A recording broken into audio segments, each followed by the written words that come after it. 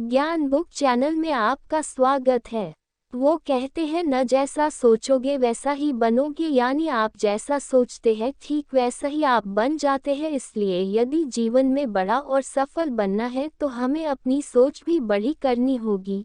यदि हम बड़ा सोचेंगे तो निश्चित ही उसे पूरा करने की कोशिश भी करेंगे और यही कोशिश हमें एक दिन बड़ा जरूर बना सकती है।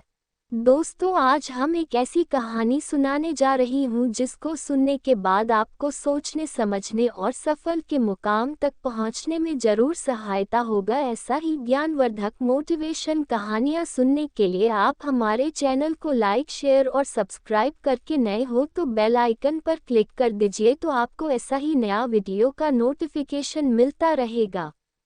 तो चलिए इसी ऊंची सोच पर आधारित प्रेरणादायक मोटिवेशन ज्ञानवर्धक कहानी सुनाती हूँ।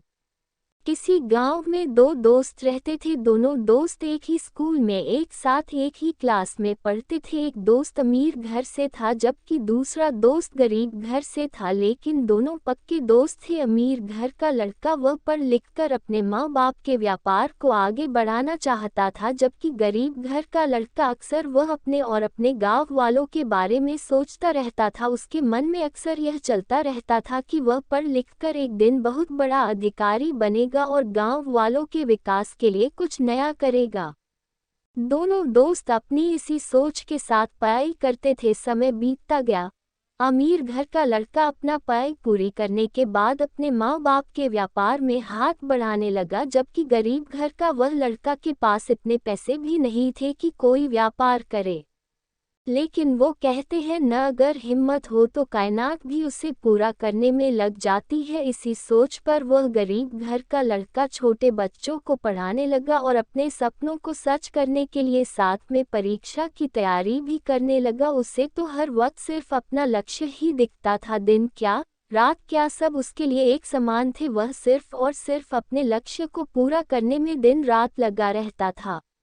और वो कहते हैं न अक्सर सफलता भी उन्हीं को मिलती है जो सफलता के लिए कोशिश करते हैं। उस गरीब लड़के की मेहनत आखिर में रंग लाए और सभी परीक्षा को पास करते हुए वह प्रशासनिक सेवा के लिए चुन लिया गया और उसके गांव के ही जिला स्तर पर उसकी नियुक्ति भी हो गई और इस तरह वह अपने सोचे हुए सपनों को सच कर दिखाया।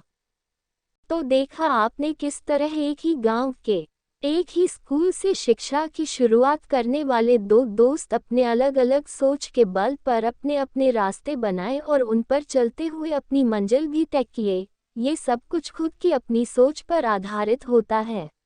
दोस्तों, अगर यह कहानी पसंद आई हो तो आप हमारे चैनल को लाइक शेयर और सब्सक्राइब करके बेल आइकन दबा दीजिए और कमेंट बॉक्स में लिखकर बताइए कि इस कहानी से हमें क्या सीख मिलती है और बताएं कि यह कहानी कैसी लगी। आपका धन्यवाद।